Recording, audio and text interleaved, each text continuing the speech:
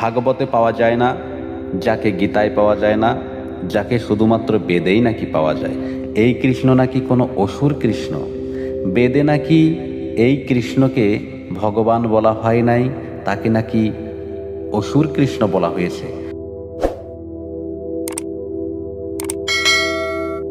যে কৃষ্ণ বৃন্দাবনে ননি চুরি করে খেত, যে কৃষ্ণ শুধু মা যশোদারই নয়, সকলের ঘরে গিয়ে ননি চুরি করত, যে কৃষ্ণের মিষ্টি হাসিতে সমস্ত জগৎ ভুলে থাকত, সমস্ত বৃন্দাবনপুরেই নয়, অনন্ত কোটি বিশ্ব ব্রহ্মাণ্ড যার মিষ্টি হাসি দেখবার জন্য অধীর আগ্রহে বসে থাকে, যে কৃষ্ণের হাসিতে এতটা মধু, সেই কৃষ্ণ যদি নিদ্রিত যায়, সমস্ত সংসার ঘুমিয়ে পড়ে। আবার কৃষ্ণ যখন জেগে ওঠে, সমস্ত সংসারই তখন জাগ্রত হয়ে যায়। যে কৃষ্ণ বৃন্দাবনে বাঁশি বাজিয়েছিল রাখাল বেশে, আবার শারদীয় পূর্ণিমা তিথিতে বাঁশি বাজিয়ে সমস্ত গোপীগণের মন হরণ করত যে কৃষ্ণ, বিশেষত সখীগণের, এবং যে কৃষ্ণ সমস্ত ব্রজবাসীগণের একমাত্র প্রাণধন ছিল, সকল যোগী ঋষি তপস্বীদের সাধনার একমাত্র সম্পদ ছিল, যাকে লাভ করবার জন্য, একটুখানি দর্শন করবার জন্য কোটি কোটি যোগী ঋষি তপস্বী ধ্যানে বসে থাকত, সেই কৃষ্ণ একান্তভাবেই শ্রীমতী রাধারানীর, একান্তভাবেই তার ভক্তগণের, ব্রজ সখা ও সখীগণের। সেই কৃষ্ণই কুরুক্ষেত্র রণাঙ্গনে দাঁড়িয়ে ভগবান শ্রীকৃষ্ণ হয়ে অর্জুনকে বিশ্বরূপ দর্শন দিয়েছিলেন। এই কৃষ্ণ নাকি ভগবান কৃষ্ণ নয়, এই কৃষ্ণ নাকি কোনো অসুর কৃষ্ণ। বেদে নাকি এই কৃষ্ণকে ভগবান বলা হয় নাই, তাকে নাকি অসুর কৃষ্ণ বলা হয়েছে। অনেকেই আবার বলে থাকেন এই কৃষ্ণ নাকি আলপাইন মানব গোষ্ঠীর রাজা, এই কৃষ্ণ নাকি কোনো ভগবানই নন, এবং এই কৃষ্ণকেই ইন্দ্র অংশুমতী নদীর তীরে তাকে নাকি বধ করে এবং কৃষ্ণের কৃষ্ণত্ব হরণ করিয়া উহাকে অগ্নিতে পোড়াইয়া ভস্মসাৎ করিয়া তোলেন।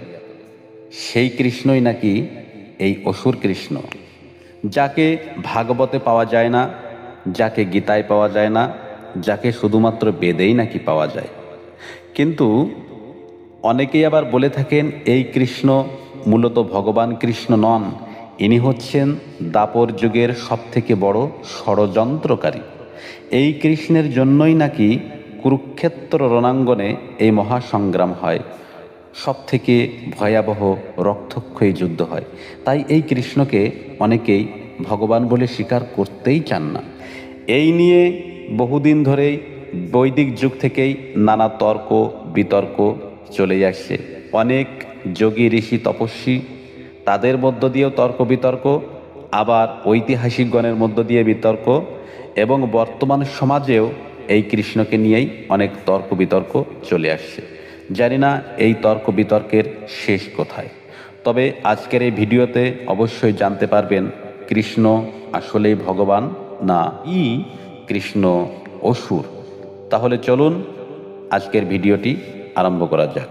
বন্ধুরা, আজকের দিনে সবচেয়ে আলোচিত বিষয় হয়ে দাঁড়িয়েছে এটি যে আমরা গীতায় ভাগবতে যে ভগবান শ্রীকৃষ্ণকে চিনি, তিনি কি সত্যই ভগবান, যাকে ঈশ্বর ও পরমকৃষ্ণ সচ্চিদানন্দ বিগ্রহ বলা হয়েছে ব্রহ্মসংহিতায়, সেই কৃষ্ণ কি সত্যই ভগবান, নাকি ঋগ্বেদে ইন্দ্র যে অসুর কৃষ্ণকে বধ করেছিলেন ইনিই তিনি?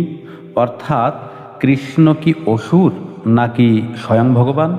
এই প্রশ্ন নিয়ে এখন চরম বিতর্কের মুখোমুখি ভারত বাংলাদেশের অগণিত ভক্ত ও পণ্ডিত সমাজ। দেখুন, আমি কোনো পণ্ডিত নই, কিন্তু সত্যানুসন্ধানী। এই জন্য অনেক শাস্ত্র গ্রন্থ, বেদ, উপনিষদ ও ইতিহাস পড়ে পড়ে আমি আজকের এই ভিডিওটি তৈরি করেছি। আমার এই ভিডিওটিকে দুইটি পর্বে সাজিয়েছি। আজ শুধু প্রথম পর্বটি তুলে ধরা হলো এই ভিডিওটিতে আমি শুধু ঋগ্বেদের 3টি শ্লোক, অর্থ, ব্যাখ্যা ও শ্লোকের প্রতিটি শব্দের অর্থ দিয়ে ব্যক্ত করার চেষ্টা করেছি এটিই যে শ্রীকৃষ্ণ কি সত্যই ভগবান নাকি অসুর। তবে শুরুতেই একটা গুরুত্বপূর্ণ কথা বলে রাখি, কোনো বেদের কোনো শব্দ দ্বারা শ্রীকৃষ্ণকে উল্লেখ করা হয় নাই। শুধুমাত্র ঋগ্বেদের 3টি শ্লোকে 3টি কৃষ্ণ শব্দ আছে, যার কোনোটির অর্থই শ্রীকৃষ্ণকে ইঙ্গিত করে না। আমি নিচে প্রমাণ করে দিয়েছি, এখন আপনারাই স্বয়ং বিচার করে দেখুন। ঋগ্বেদ 8ম মণ্ডল 96 সূক্ত এর 13 নং শ্লোক। ইন্দ্র কৃষ্ণ মমার্ত তৃতীয়ং শত্রুম ন ইয়াময়ত অংশুমত্তা অহন্যদ্দাম। অর্থাৎ ইন্দ্র কৃষ্ণ নামক তৃতীয় শত্রুকে বধ করেন, অংশুমতী নদীর তীরে তিনি তাকে হত্যা করেন। এই শ্লোকের ব্যাখ্যাটি এইরূপ। এই শ্লোকে কৃষ্ণ মানে হল অন্ধকার বা অশুভ শক্তির প্রতীক। এখানে কৃষ্ণ কোনো ঐতিহাসিক ব্যক্তি বা ভগবান নয়, বরং এক প্রতীকী অসুর রূপ। ইন্দ্র এই অন্ধকার শক্তিকে বধ করেন অংশুমতী নদীর তীরে, যা সূর্যের আলো বা জ্ঞানের প্রতীক। এর মাধ্যমে বোঝানো হয় অন্ধকার কখনোই আলোকে জয় করতে পারে না। এরপর আসা যাক ঋগ্বেদ 1ম মণ্ডল 101 সূক্তের 1 নং শ্লোক। ইন্দ্র কৃষ্ণ অসুর গর্ভিণীম পতিতাম ধর্মে বধত। অর্থাৎ ইন্দ্র কৃষ্ণ নামক অসুরের গর্ভধারিণী শক্তিকে ধর্ম রক্ষার্থে ধ্বংস করেন। এর ব্যাখ্যাটি এরূপভাবে দেওয়া যায়, এখানে বলা হয়েছে ইন্দ্র শুধুমাত্র অসুরকেই নয়, বরং সেই শক্তিকেও ধ্বংস করেন যে অসুর জন্ম দিতে চলেছে। অর্থাৎ অসুরের উৎসকেও ধ্বংস করেন। এটি ব্যতিক্রমধর্মী ব্যাখ্যা দেয় যে সমস্যার মূলে গিয়ে তাকে নির্মূল করাই প্রকৃত বীরের কাজ।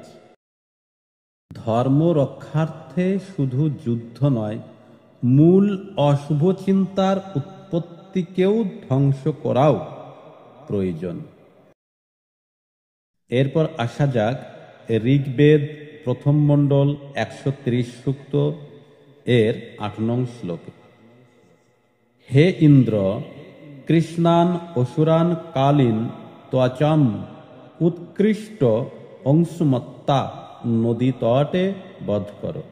অর্থাৎ হে ইন্দ্র, তুমি কৃষ্ণের কৃষ্ণত্ব হরণ করে তথা কৃষ্ণ নামক কালো অসুরদের ছদ্মবেশ খুলে অংশুমতী নদীর তীরে তাদের বধ করো। এখানে বেদে বলা আছে, তুমি কৃষ্ণের কৃষ্ণত্ব হরণ করে উহাকে অগ্নিতে পোড়াইয়া ভস্মসাৎ করিয়া তোলো। এই শ্লোকের ব্যাখ্যা এভাবে দেওয়া যায়, এই শ্লোকে কৃষ্ণান অসুরান মানে সেই সব কালো বা অশুভ অসুর যারা ছদ্মবেশে বা আবরণে নিজেদের গোপন করে রেখেছিল। ইন্দ্র তাদের সেই ছদ্মবেশ খুলে দিয়ে প্রকৃত রূপ উন্মোচন করেন ও ধ্বংস করেন। এটি নির্দেশ করে সত্য ও ধর্মের পথে থাকা শক্তি সব সময় মায়া ও অসত্যের আবরণ ভেদ করেই জয়লাভ করে। এখানে ঋগ্বেদের এই 3টি শ্লোকে শুধুমাত্র কৃষ্ণ শব্দ আছে, আর কোনো বেদের কোনো শ্লোকে কৃষ্ণ শব্দই নাই।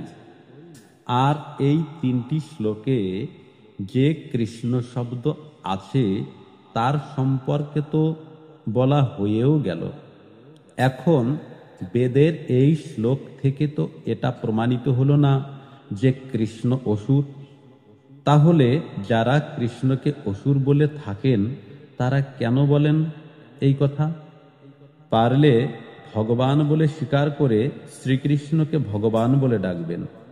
আর যদি তা না পারেন তবে দয়া করে মানুষের মধ্যে কোনো ভ্রান্ত ধারণা সৃষ্টি করবেন না।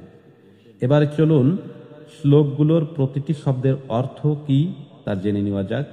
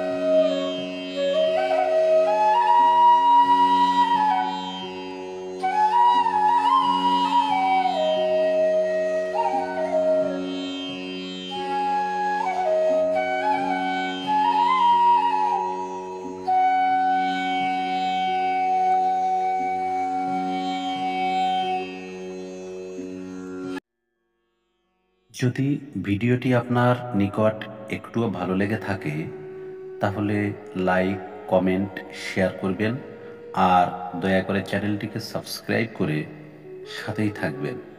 এতক্ষণ ধরে আমাদের সাথে থাকার জন্য আপনাকে অসংখ্য ধন্যবাদ। জয় নিতাই, জয় গৌর হরি, জয় শ্রীকৃষ্ণ।